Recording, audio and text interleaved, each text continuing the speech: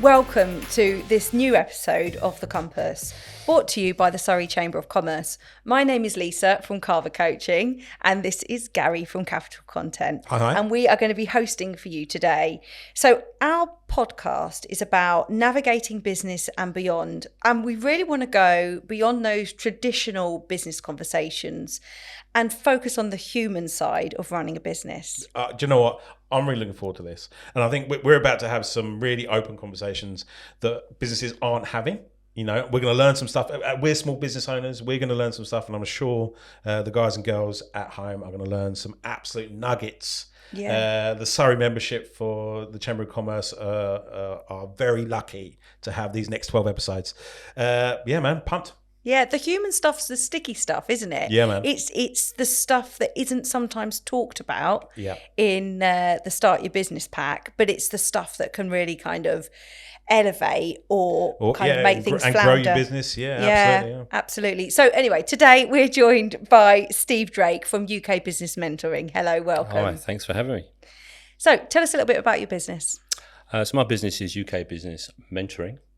And we're a franchise of experienced business professionals. We've all got 30 odd years experience across commercial, financial strategy, operate the whole lot. Yeah. And I look after East Surrey, East Sussex, into London as well. So that sort of 6 to 7 o'clock slice of pizza. And I've got a colleague who looks after the next slice, which is 7 to 8. So you're obviously a member of the Chamber of Commerce? Yes, absolutely. Good to hear. Mentoring, what is business mentoring? Like, I'll admit I haven't got it in my business, I'll be honest. But what's your elevator pitch on business mentoring? I think with small businesses in particular, you start the business because of a passion or a particular skill. Absolutely. And you don't necessarily go to business school before you start. And as you grow your business, hopefully you bring on more people.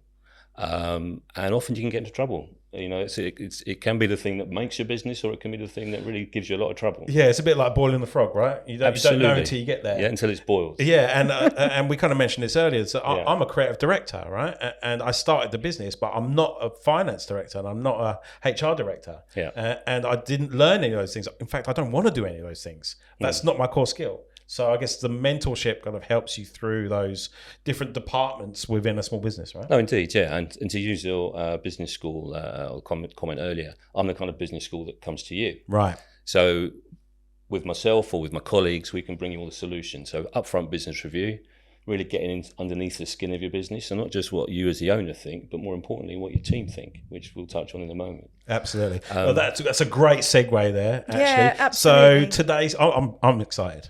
Yeah, we're going to talk about challenging team dynamics today. Yeah, absolutely. So what do you understand by that phrase? Yeah, what is team dynamics, right? It's people in a room either doing things right or doing them wrong. Oh, well, that happens in my business all the time. In terms of, it's just about how people interact. You've got dominant characters, you've got people pulling in different directions. Okay, or you've got a team gelling and everyone understands the roles they play, their value, their differences. Yeah. They can have a debate and sort out issues, and they're accountable for themselves. They hold themselves to account. Most importantly, which is the purpose of teams, they deliver results. Yeah, do you know what? I have kind of been through this process. Actually, over the last couple of months, I've had I've had staff members leave. I've had them go kind of long-term-ish sick, and dynamics has really changed. Yes. And actually, we right now are like the best version of ourselves at the moment. We're really humming, but it really peaked and troughed over the past 6 to 9 months, and it was very difficult to manage. So I'm hoping the interrogation that we're about to give you, we'll be able to learn, and the people at home are going to be able to kind of apply some of these practices, really. Okay, good. So tell us about, like, how do you navigate team dynamics? Like, what do you look for when you go into a SME, for example, and you kind of look at the team? Like, at what point do you assess the team dynamics, and how do you intervene? How do you assess? Yeah. How do you go in and look at these people and go, right, this isn't working, this is working? Is there a process you go through, or? Well, as I say, if we're engaged by a business owner, the process starts with a 2-day business review. So working through the all parts of the business, so what the business model is, but also the culture and the processes within the business. Now, obviously, you start with the business owner's perspective, so that's what you're marking against, if you like, and then you go and chat to his team on a confidential basis. So my job is to create a safe space where structured questions, responses, how do they feel things are going. So that's the first step, then, is it? Yeah. It's to interview each person, yeah, absolutely, and really understand each person's part of the pizza. Right? Yeah, listening for them, watching body language. Body can tell you so much stuff about how people are feeling. You're going deeper than just the words that they say. You're actually looking at the personality, the body language, and the persona of that person. Also, yeah, I wouldn't say it's psychoanalysis, but it is. You wouldn't tell them it was psychoanalysis. Yeah, and I tell you something, because I do a fair amount of work on conflict interventions, and sometimes it is absolutely not the words that are said. It's a felt sense of what is happening. Yes, exactly. And sometimes that felt sense is right, but sometimes it's not. Sometimes, True. a lot of us are running around spinning negative stories in our heads about things that aren't there. But I suppose it's about getting all of that, when you're working with a group, getting all of that information on the table. Yeah, and I think the initial, the kind of intuition and the feelings that take you down that road of you can walk into a room and you can get the feel of the room really quickly. You can get the feel of the team quickly by watching how they're talking and interacting. Yeah, it's no more than that initially. So this is not about psychoanalyzing a team. Yeah, this is about what's working, what's not working, and where there's opportunity to improve the business model, the leadership, which is often the root cause of the issue, because teams don't tend to destroy themselves on purpose. No, they're allowed to. In terms of if the leader doesn't take enough interest. So this is top-down change, is what you're saying, is it? Yeah, life's change. You think, absolutely. You think it's the problems tend to arise from the leadership and how, when the leader of the business walks into the room, how their energy or how their dynamics change. Oh, indeed, yes. So there's a couple of theories around team dynamics. So one of the best known ones is one by Patrick Lencioni. His pyramid starts a 5-layer pyramid: trust, conflict, commitment, accountability, and results. Right. So the results were. This is a proper structure that's. Yeah, this is well known, well documented. Right. And I'm sure, well known. I definitely know about it. Yeah, I'm sure there'll be some reference material that can go along afterwards. Yeah. And there's another one you probably heard of as well, which is forming, storming, norming, performing. Yeah.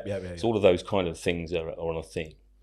But it starts with and every team will mark itself against, you can assess yourself against those various layers. A lot of teams never get out of trust. Right. Which means the rest never actually happens. Sure. So trust is the first one, you're saying? Without trust, why would you work with other people? But it's at the base, right? So if you see it as a pyramid, that's like that's biggest... the foundation, right? Yeah, that is. If you don't get the trust bit right, the rest of it's psychological safety. Sorry, when you say trust, do you mean, trust to do your job? In a kind of a very rudimentary level, or do you mean trust in that I'm allowing this person to take part of my business, or to look after part of my business? What does trust mean? It's kind of like a personal trust. So would I trust you, if we're team members, to support me if I need a bit of help, or are you going to stab me in the back? Yeah. Oh, so it's quite black and white like that, right? Could be. Right. Not necessarily. I'm doing that to make a point. Sure, yeah. But it's about the environment where you're all you're aiming at the same objective. Mm-hmm. You're recognising and valuing each other's differences and helping out and supporting when you need to. And if I hold you to account, for example, I'm doing it for the good of the team, not because I'm a... Absolutely. So as a leader, you're holding the employee to account, and then you trust your... Could be a team member. That's where it's most powerful, is when the team members do it themselves. Without the leader jumping in and holding themselves accountable. Yeah. Absolutely. I love seeing that. Yeah. So in terms of then trust, how do you build that? As a business owner, how do you build trust? Or if you see a window where there is not trust, it's not happening, or that trust is going down. How do you build on that? How do you actually increase trust? It sounds, again, rudimentary, but how do you build on that trust? Well, you touched at the top about human conversations between humans. Go and have a conversation with someone, you work out in a few seconds, intuitively. Right. So, and actually, trust, and then you change, and then you have those different bits where it's just humans talking to each other. It absolutely is. But I think the thing with trust is that it can be broken in an instant, Absolutely. but it will likely take at least 6 months to rebuild if somebody has broken your trust. Yes. But it comes through those conversations and experiences of each other. Everyday interactions. So quite often when I work with leaders, we'll work through something called the trust equation. And this is about trustworthiness. So leaders' trustworthiness, and we'll get them to do that assessment on themselves. I'm just trying to remember it off the top of my head. The first is about credibility. Okay, so this is about that leader actually having the skills on paper and be able to, you know, talk the talk, walk the walk, actually do the job. The next is about reliability, right? So if I say I'm going to do this, I'm going to do it. And then the last piece I put about is about intimacy. When I think about that, when we talk about psychological safety, it means like I can actually be vulnerable with that leader. Exactly. So I could, for example, go, I've got this awful situation at home or whatever. And that leader I could trust them. They're going to actually offer pastoral support. all of that. But not just between the leader. This is also about colleagues. The peer-to-peer. But the other thing I think about trust is that you have to, and this can be really difficult for small business owners, is that you have to give trust to get trust. Absolutely. And I think as a small business owner, we're quite often holding on to everything out of trying to control and trying to minimise risk. But in order for people to thrive in our team, we got to give a little bit in order to support them to develop, to prove themselves. So you've got trust in between you. So I believe you've got to give to get. Absolutely. And that can sometimes be a bit. And this is often an emotional challenge for a small business. Oh my God, it's very so stressful. emotional. Yeah. And I think it's changed over the years. I think with the younger generations coming through, they need more emotional support. Yes. And more open conversations to develop that trust. Yes. You know, I find I have very different conversations with my employees than I did 20 years ago with my employer. It's so different. Absolutely. Yeah, absolutely. It's miles apart, you know, especially around mental health and empathy and emotional Well, IQ. as a business owner now, this is in your job description. Yeah. Whether you like it or not. Yeah, that's right. People expect I'm basically their dad. But the thing is, I think traditionally, look, I don't know about you, but I grew up in this work environment where it was quite hierarchical. Like it was quite, and there was like the way that you are at work, and that was like you walked in and you masked, and it's not like that now, and that's all the better, right? Because if I can walk into an organisation and not think about how I am, but just literally focus on the task at hand, all my energy goes into that task at hand, okay? That thing that I'm looking after or doing for the business. I'm not thinking about, you know, I'm not putting a mask on, I'm not thinking about what I look like or anything like that or how I talk. I'm actually just getting on with the job. And I think that unmasking, which is now more and more popular, and you see those cultures in organisations today, that's what's supporting teams to thrive and reach that sort of high performance zone as well. So what people talk about when they talk about excellent teams, they talk about it feeling like a family.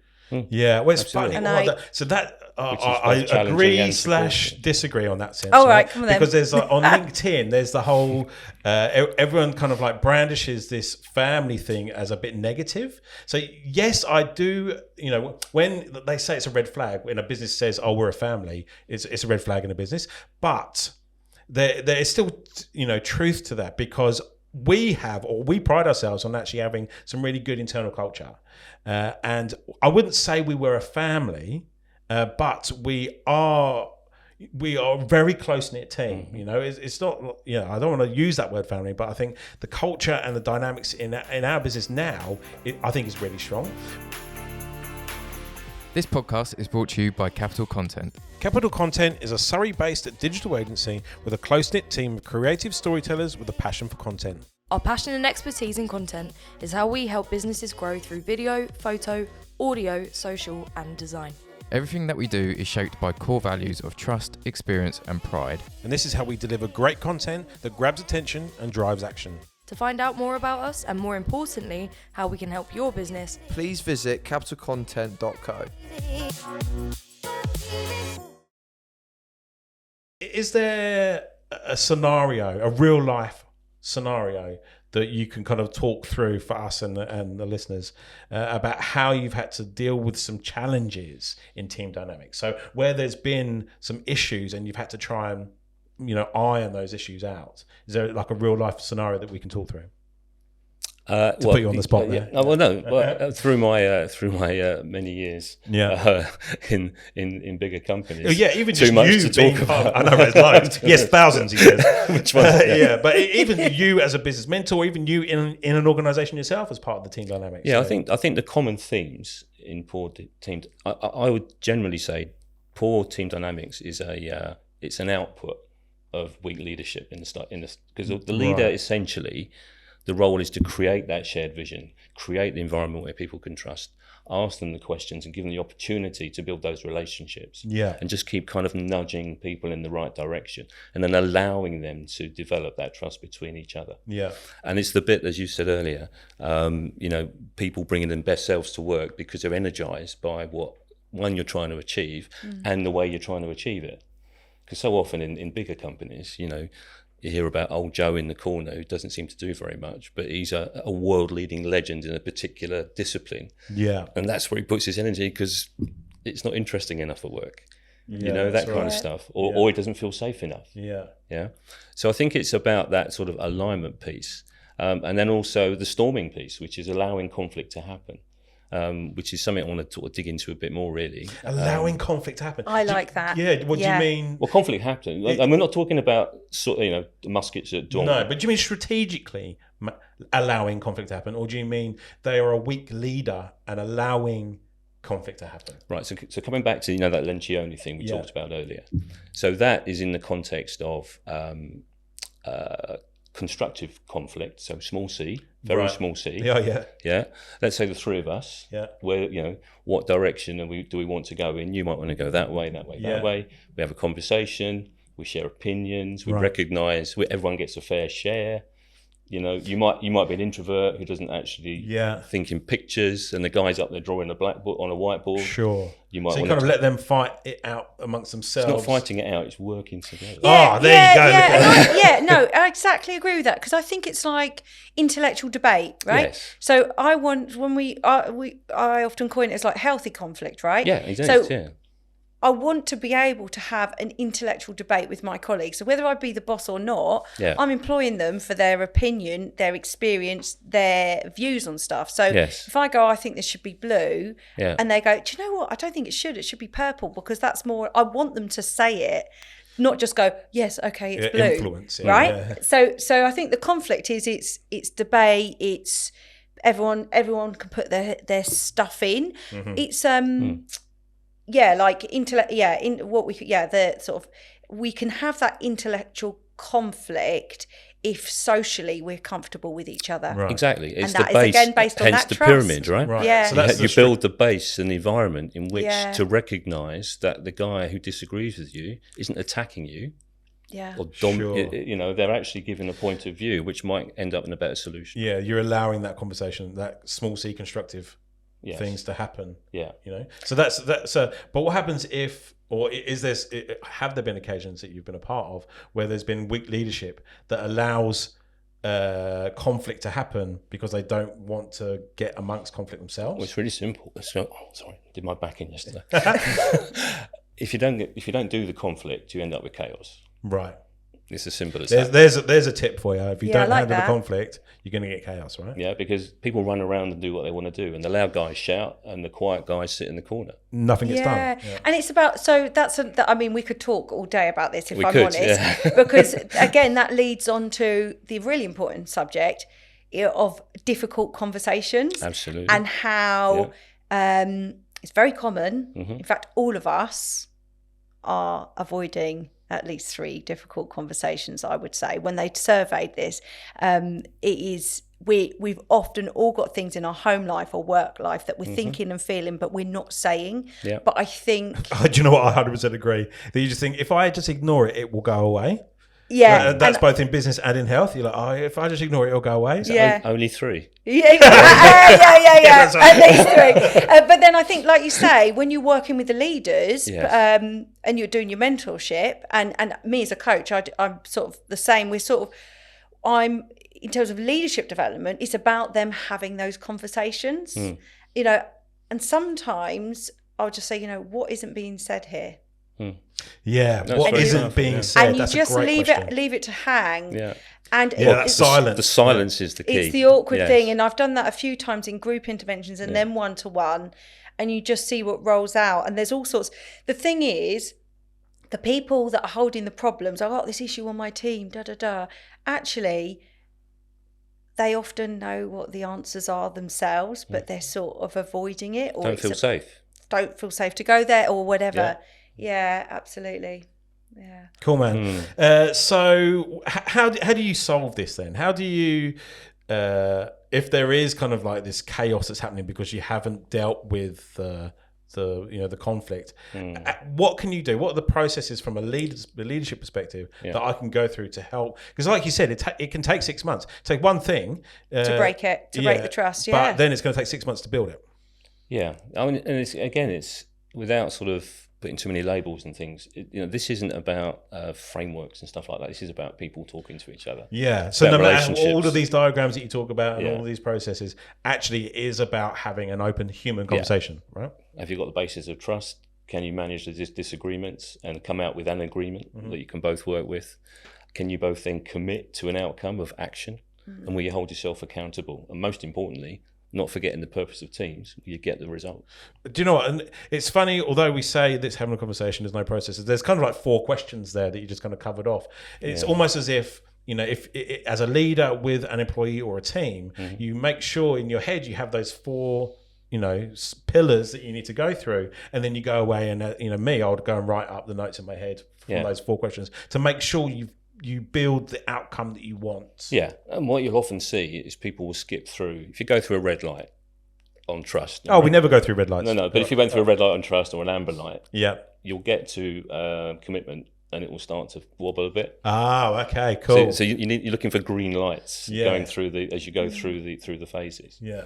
And lots of teams exist with red lights. That's one of the issues. Lots of people playing the game, but not actually delivering the business result. And what about we're talking about team dynamics. You know, let's say it is just one person that happens to be, or does that come out in the wash that it is just one person that's destroying the team dynamic? I've seen that happen, certainly in my experience. And then it's on the leader who's accountable for recruiting the team and managing the DNA of the team to sort the issue out. And Performance it's management. And I suppose it's that leader's. So quite often I work with a team and we'll go, where's the issue? We think, it's that person. But then I kind of say, we go through these stages of accountability and we go, well, let's just be really brutally honest. How have we got to where we are today? Yeah. And often the leader will go, I should have had a conversation 4 or 5 months ago. And so it's about them going, I'm actually partly responsible for that. Of clarity. And kind of, getting to that realization for them to kind of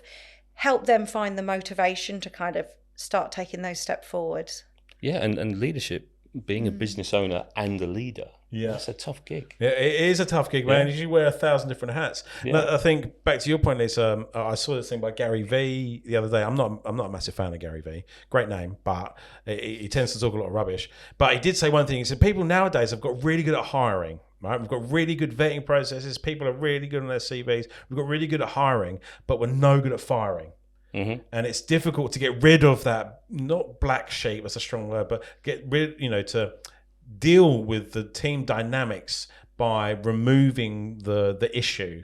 When I say moving the issue, performance manage that person into a different role or whatever it might be. Not forgetting the accountability for the hiring is the person who hired that person. That's right. Right. So that also comes back to a kind of training moment, doesn't it? A development for the leader or the owner of the business. Yeah. Because often the owner's got more to lose. Yeah. They're bringing in people as they grow. They need to do that. Yeah, man. And they need to have processes. When I say processes, you need to write stuff down. Yeah. So people know what the template is for who you want to hire, what behaviours you're encouraging, what you won't tolerate. Yeah. It's not difficult stuff, but when I say process, it means write it down. No, that's right. And I think it's a bit like us as a digital agency. It's difficult to drink our own champagne. For example, we often forget to do our own social media, and I think for businesses, it's often difficult to remember to do the business things. We're great at doing social media for our clients, but maybe not so great at doing social media for ourselves, kind of thing. Oh, indeed, and and the value that someone like myself can bring is to be the business school that brings some of that theory into your real world practice. Yeah, I love it. So I think we've learned loads here.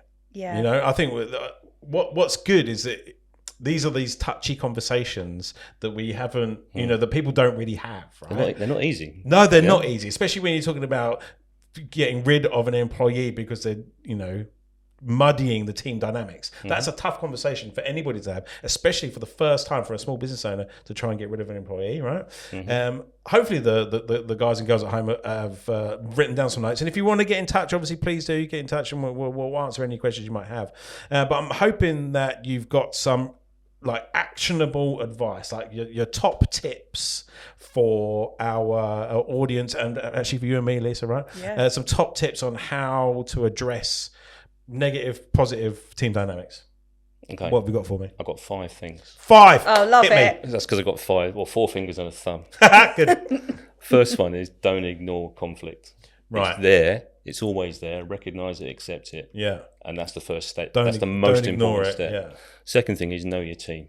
And that's going back to the trust base. The question there, I mean, that's difficult to know your team if you've got a large team. Let's say you've got 50 people, right? Which is still a small business, most right?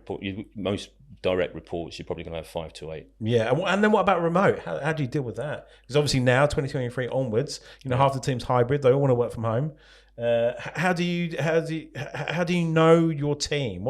What's something you can do to help? How do you know your best mate?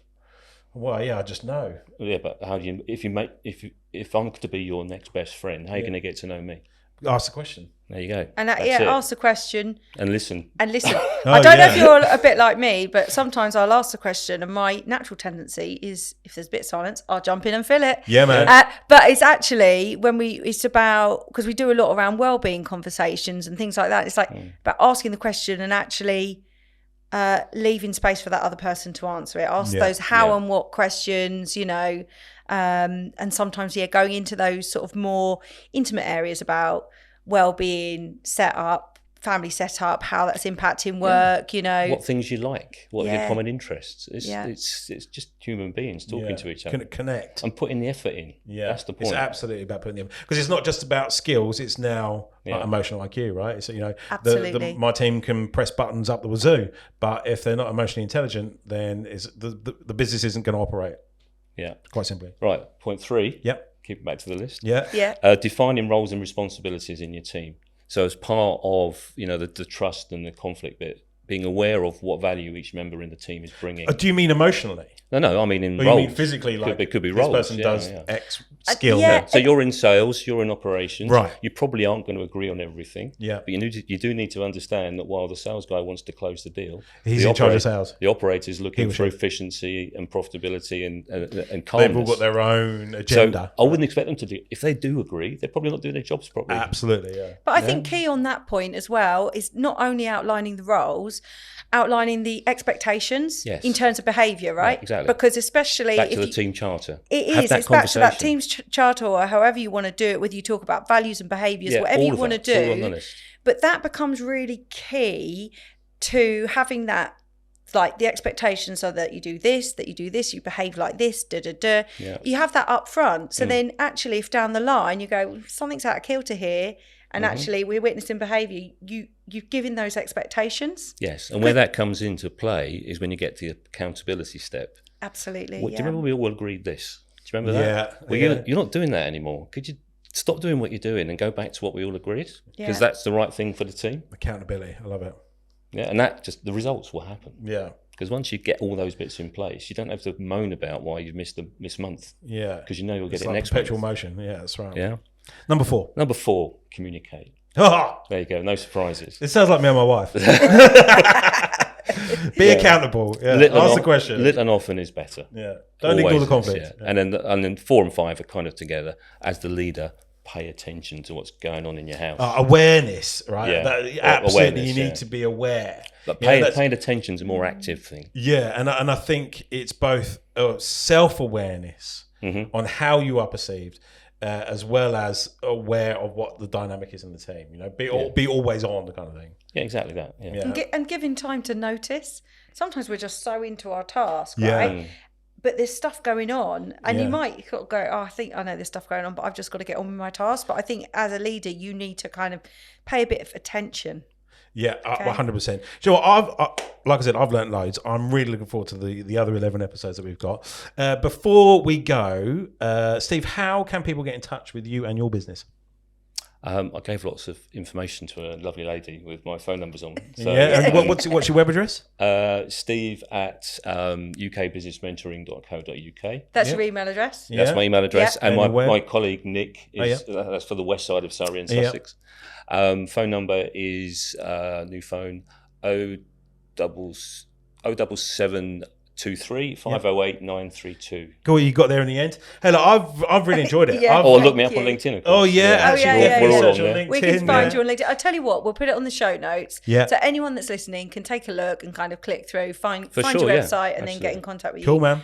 Listen, thanks so much for joining us That's today. all right, been And fun, thanks for everyone that has been listening to us from home, or maybe you're on a walk or whatever. Yeah, definitely in transit, I think it is. Yeah. Yeah. So please like and subscribe if you want to be alerted of any new content from us. I'm Lisa Carver, I'm Gary from Capital Content. and this is Steve. I'm Steve. And we have been recording The Compass, brought to you by the Surrey Chamber of Commerce. See you all soon.